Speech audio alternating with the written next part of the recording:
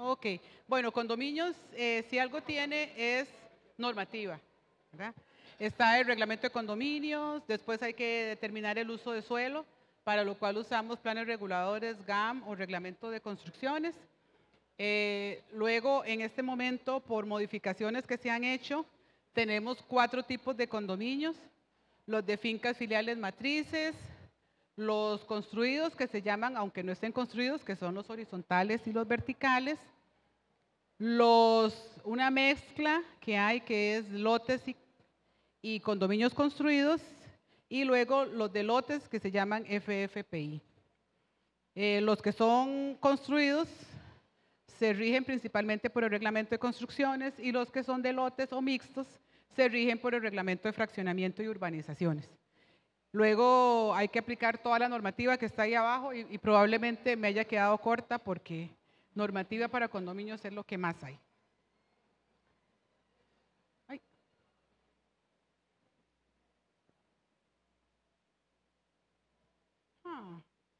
Ok, vamos con los condominios de lotes. En los condominios de lotes, cada finca filial se denomina finca filial primaria individualizada. De acuerdo a los cambios que se hicieron recientemente en normativa, ahora en la tabla de condominios de lotes se debe incluir el frente y el fondo de cada uno de los lotes. Se separan los lotes residenciales de los comerciales, y ahora se le pone simbología a los lotes. Entonces, un condominio de lotes, este fue un ejemplo que yo tomé, era una finca que medía 7.187 metros cuadrados. Okay. Y tenía, según el plan regulador, una densidad de 36 viviendas por hectáreas. Entonces, ¿cómo saco la densidad? Serían, perdón, sí, en 10.000 cabe, es que hay algo raro en esta presentación. Ok, perdón. Ese sería el condominio de lotes. Cada uno de los lotes tiene que cumplir área mínima y frente mínimo. Es que eso tenía una simbología, pero casi no se ve. Cada uno de los lotes tiene que cumplir área mínima y frente mínimo, porque estoy haciendo lotes. No es que cuando yo hago un condominio de lotes me brinco el área mínima y el frente mínimo que tenga el plan regulador o el reglamento. Tengo que seguir cumpliendo. Y ahí entonces, de acuerdo a eso, me salían 6 lotes, ¿verdad? Cumpliendo área mínima y frente mínimo. Esa es la tabla actual del condominio de lotes. La mayoría, no todos, están en la página del INBU. Ven que esos vienen hasta con los colores naranja y azul, porque los tomé directamente de la publicación del INBU. Y ahí está, aquí está, residencial aparte de comercial, se subtotalizan cada uno. Aquí está lo que les decía, que le agregaron frente y fondo de cada uno de los lotes. Esos son, digamos, los cambios que sufrió condominio de lotes recientemente. El reglamento de condominios agregó un artículo 10 bis que dice que en el caso de condominios de fincas filiales matrices, la cobertura, altura, retiros y densidad poblacional se determinan con base en el área total del condominio madre, y se indica su distribución en una tabla en los planos. Y sigue diciendo el 10 bis, en el caso que es el que nos interesa, dice: en el caso de condominios de edificaciones de lotes y los de fincas filiales primarias individualizadas, que serían los de lotes, la distribución de la infraestructura y la vialidad, así como lo referente a áreas comunes, debe cumplir con las disposiciones del reglamento de fraccionamiento y de urbanizaciones del INBU, así como la normativa supletoria que resultara aplicable. Lo que me está diciendo es que los condominios de lotes tienen que cumplir con el reglamento de fraccionamiento. Entonces voy a encontrar calles que van a tener rotondas y martillos, me van a revisar pendiente mínima de las calles, derechos de vía y una relación frente-fondo y una serie de cosas que, si fuera un condominio construido, no se analizarían. O sea, el condominio de lotes, entre un condominio de lotes y el diseñar un condominio de lotes y diseñar una urbanización, la diferencia es mínima, ¿verdad? Es nada más en lo relativo a áreas comunes versus áreas públicas, pero el diseño es exactamente el mismo. Em, ok, dice, cuando, esto no me interesa tanto, es que la falta de tiempo me está matando.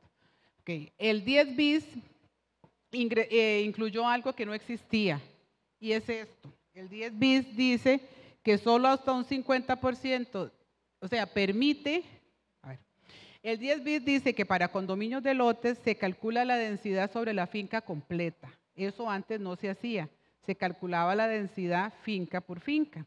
Ahora yo lo puedo calcular sobre la finca completa y lo distribuyo entre los lotes que yo tengo. Pero esa distribución no puede ser como que yo le dé toda la densidad de uno y al otro lo deje en cero, sino que lo único que puedo hacer es hasta un 50% del número total de fincas filiales primarias individualizadas podrán tener una densidad y cobertura adicional a la que le correspondería si dichas variables estuvieran distribuidas equitativamente en cada finca.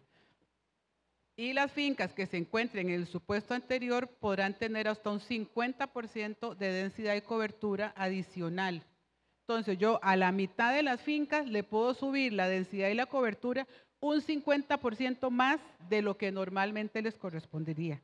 Esto me permite jugar un poquitito más con densidades aún en un condominio de lotes y me permite que no pierdan densidad, porque cuando yo hacía un condominio de lotes, bueno, ahora lo vamos a ver en la última diapositiva, a lo que me refiero.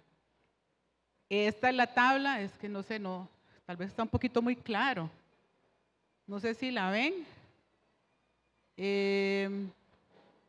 Pucha, bueno, no se ve casi nada. Voy a ver. Ok. Bueno, en el condominio de edificaciones y lotes, esa es otra opción que a veces no sabemos que existe.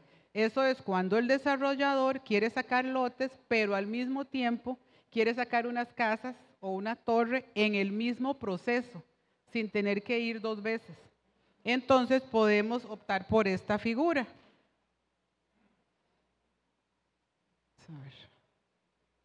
Ok, vean aquí.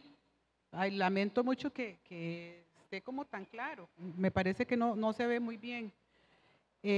Aquí hay una torre y esto que está aquí es un lote. Es la misma propiedad de los 7.197 metros cuadrados que teníamos, pero aquí en un solo trámite logro sacar este lote grande y de una vez las torres.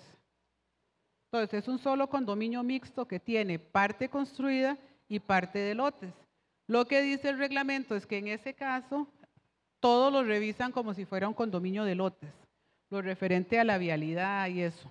Entonces por eso es que aquí hay, por ejemplo, una rotonda, me van a revisar el derecho de vía, me van a revisar las áreas comunes que tengan frentes a calles y una serie de cosas que se revisan en los condominios de lotes que no se revisan en los condominios construidos.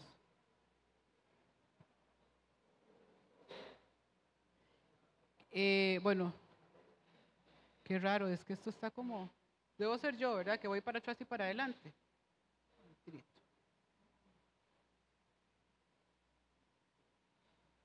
Aquí está el condominio horizontal. El horizontal es el que más conocemos. Eso es cuando yo entro y veo casas de un lado y del otro, ¿verdad? Entonces, es la modalidad en donde cada condominio es propietario exclusivo de un terreno propio y de la edificación construida sobre él y copropietario de las áreas comunes. Entonces,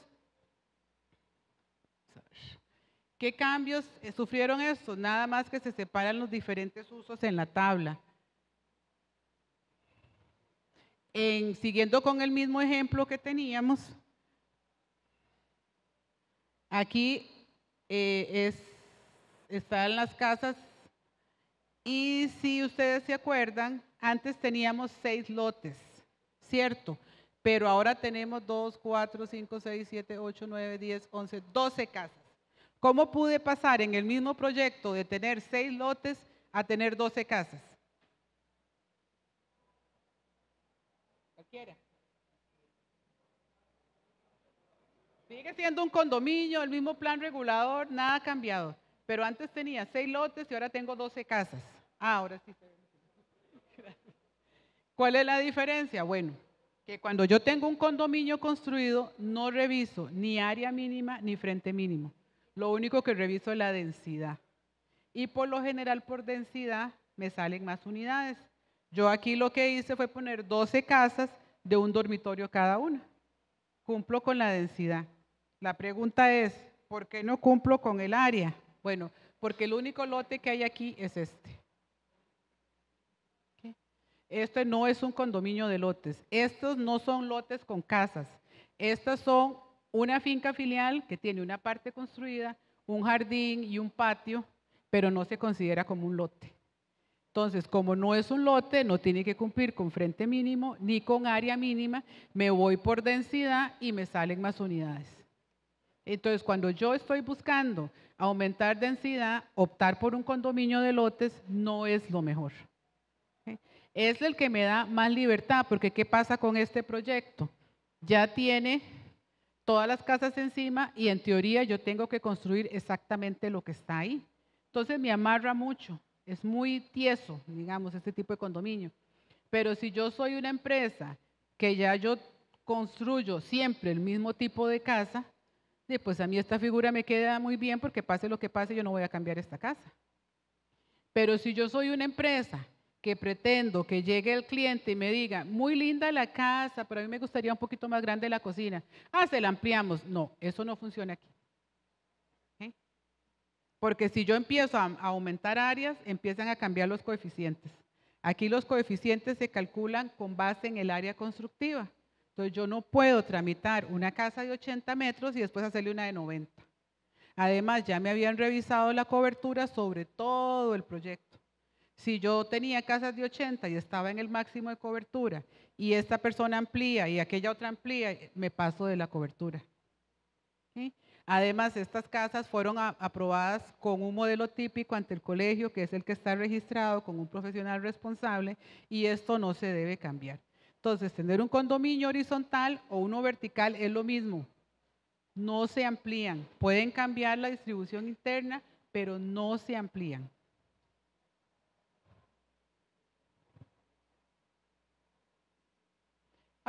Ay, ahora sí la hice. Espérese. Sí, qué tirada conmigo. Espérese. Atrás, atrás, atrás. Espérese. Ok. Voy con el vertical. Bueno, creo que me brinqué la tabla. Ok, esta es la tabla de áreas del condominio horizontal. El único cambio que tiene es, que aquí separaron los diferentes usos. Residencial y pongo un subtotal, comercial pongo un subtotal, oficinas. Esto antes no estaba así. Ese fue el cambio que sufrió este tipo de condominios. Nada más, o sea, siguen igual. El vertical, que es el que sigue, es la modalidad mediante la cual cada condominio es propietario exclusivo de parte de la edificación, conformada por varios pisos y en común de todo el terreno y edificaciones o instalaciones de uso general. Entonces, este es el, siguiendo con el mismo ejemplo que estábamos, que es este, ya le va a llegar. ¿Ves? Entonces, aquí lo que hicimos fue ponerle una torre al lote. Pusimos 6 unidades abajo, de un dormitorio cada una, y 6 unidades arriba de un dormitorio cada una. Entonces ahí hay 12 unidades, otra vez, es el mismo caso del condominio vertical. Me voy a apurar un poquitillo, porque hay algo que sí me interesa mucho verlo. Bueno, esta es la tabla. Y vean, esto es algo que está pasando mucho con topógrafos, que es así como totalmente de ustedes. Resulta que la ley de condominios dice, deberán ser áreas comunes y entre otras cosas dice, los cimientos, las paredes maestras y medianeras. Sin embargo, uno se encuentra un montón de condominios verticales en que le dieron la mitad de la pared a una finca y la mitad de la pared a la otra finca. Eso, según la ley, no existe. Y se está viendo muchísimo y quien, bueno, no sé, obviamente el desarrollador lo quiere porque él quiere cobrar las paredes, pero el topógrafo que está catastrando eso lo está haciendo en contra de la ley. porque la ley es muy clara. Si tienen una sola pared, tiene que ser común. No le pueden dar media pared a uno y media pared al otro. Y vea que si ustedes se van a ver planos catastrados, van a encontrar un montón en donde le dieron la mitad a uno y la mitad al otro. Y nosotros no podemos decir que no sabíamos lo que decía la ley. Entonces, termina, por ejemplo, aquí, ven, aquí hay una pared, una única pared, que es esta, ¿ok? Y en esos planos que yo les digo, lo que se ve es que catastran hasta la mitad y dicen que es del 17 y la otra mitad se la dan al 18. Ahí tenían que haber dicho que el 17 llegaba hasta este borde, el 18 llegaba a este borde y lo que estaba en el centro era área común construida. ¿Okay? Me quedan 5 minutos, voy a correr. ¿Okay? En este que dice sí, bueno, otra cosa importante aquí era que en las paredes comunes no pueden ir tuberías. Entonces, esto está malo porque vea que en una sola pared metieron tuberías para ambos y lo correcto hubiera sido duplicar paredes. Es que esta raya queda justo en el centro, pero lo correcto, lo correcto hubiera sido duplicar paredes o forrarlas, forrar a cada lado. El condominio de fincas filiales matrices es un condominio muy interesante. Corresponde al contorno aproximado de la huella que pasará a ser un subcondominio y este contorno debe comprender totalmente la edificación y puede añadir áreas alrededor del mismo. ¿Por qué salió este tipo de condominio? Porque en este tipo de condominio, bueno, entre los cambios es que se pasa de 4 tablas a solo 2 y se separan las fincas filiales residenciales de las comerciales. Antes había que poner 4 tablas para las fincas filiales matrices. En esto que está aquí, aquí hay una finca filial matriz, aquí hay otra y aquí hay otra. Habían solo 3. Es que el fondo tal vez del blanco no ayuda mucho. Entonces, aquí hay 3 fincas filiales matrices. ¿Cuál es la diferencia?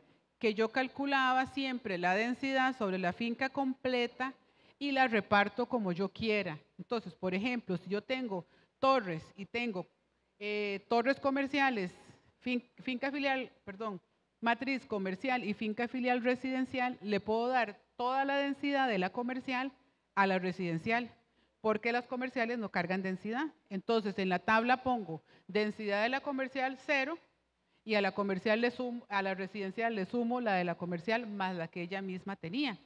Y en coberturas puedo hacer lo mismo. Yo puedo tener una finca filial comercial y le pongo el 100% de cobertura y a otra le dejo más verde y compensa. Entonces las fincas filiales matrices dieron más libertad, tienen sus desventajas y es que aquí no se pueden sacar lotes. O sea, si el desarrollador el día de mañana dice, no me fue muy bien con este proyecto, en esta otra finca voy a hacer lotes y los voy a vender, eso no se permite. Entonces, todas tienen ventajas y todas tienen desventajas.